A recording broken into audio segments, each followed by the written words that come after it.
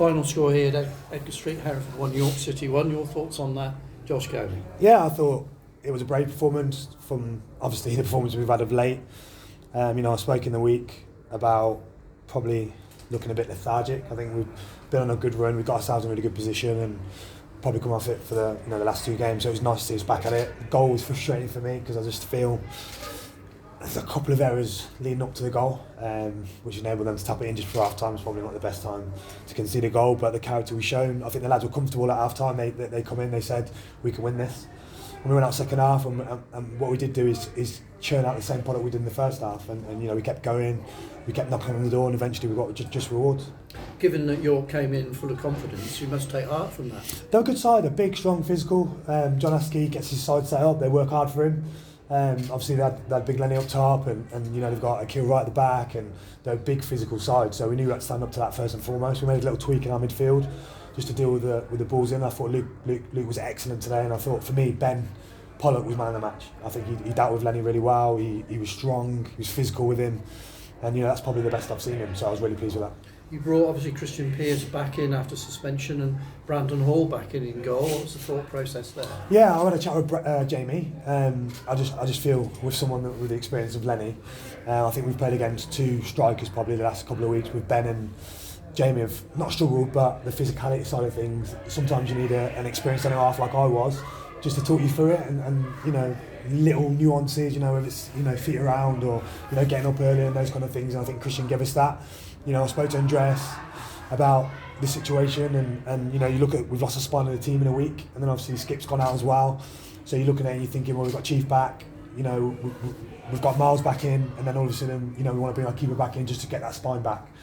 Something we've probably missed a little bit. I think it was the right decision at the time because I felt that decision got us in the playoffs, but then obviously losing the players we have, you think really we need to address that and get back to basics, and we did that today. It took a long time to get the breakthrough, but after it came I thought you all got very anxious. Yeah, obviously I know everyone hates stats, but I don't. I love them. So, we spoke about them. I think they tail off a little bit in the second half. So we knew if we could get in at 0-0, which obviously we didn't end up doing, that the second half would be ours. And I think it was. And when we get the goal, Christian's had one cleared off the line, and we've knocked on the door. And yeah, Keenan's come on. I thought Keenan was excellent when he came off the bench. I think he gave us an impetus. I think we need to speak to Ben about the pitch, because actually I spoke to Ben about the pitch today. I think it's something we need to address.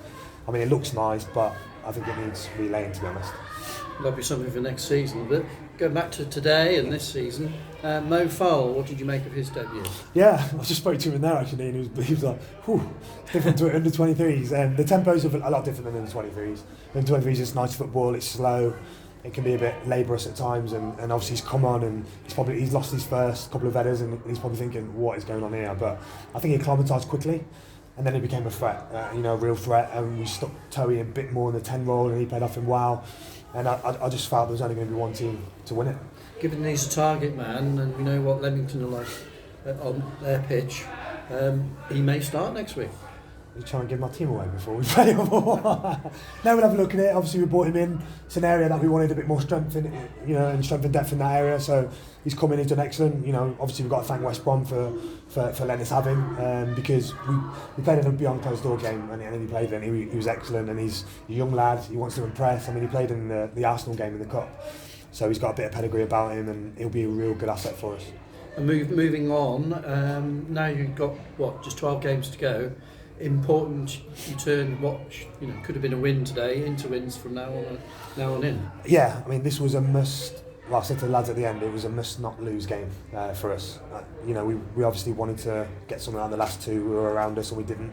So it was a must not lose game. I think they'd won 7 on the bounce, so it was always going to be a tough game coming into it. But we knew we had to be solid, organised, and we had to take something from the game, and we did that. But now we've got a run where we need to start kicking on now and really cementing those places. Thanks for your time. Cheers, thank you. I think one of the other things about today is so entertaining for spectators. It's not hard after last Saturday, was it?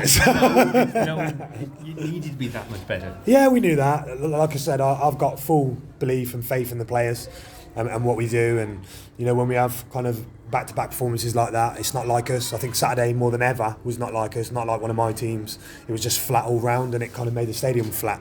So we knew we had to get back to basics, which we've done in training this week, and the lads put on a real good performance. What sort of team are we playing on Tuesday night in the County Cup at Pegasus? So every player that's not played minutes will be playing on Tuesday night. So yeah, we'll have a pretty decent side. I want to get a couple of young lads in as well from the youth team. I think it's important that they're around the first team, that we start bedding some of those in. So, you know, likes of Ryan Price will come into contention.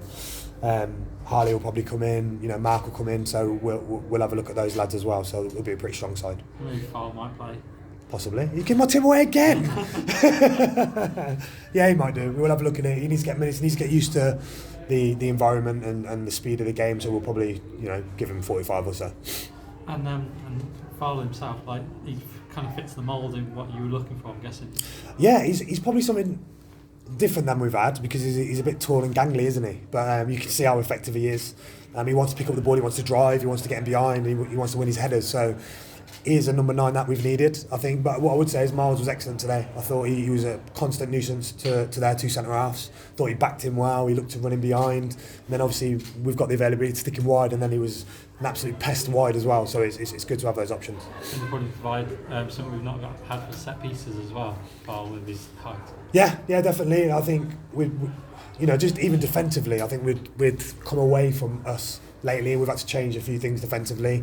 To make sure we're solid, and then you've got an extra big man in there now. But attacking wise, it's about time we start scoring from set play. So he gives us, you know, that aerial presence, and as a number 9 who wants to score goals, and I'm sure getting the end of a few. I guess he's a Pinchard as well in that sort of area, free kick, set piece area. Yeah, Harry's been out for 3.5 months. How long he's been out, and you know we want to bed him back in. We don't want a recurring injury. Obviously, he's going to be with us this season and next, so we've got to make sure, and hopefully beyond. But we've got to make sure he's fit. You know, his game is about gliding past people and obviously set plays and those kind of things. So, but he's looking like he's nearly back. Okay, great. Cheers, guys.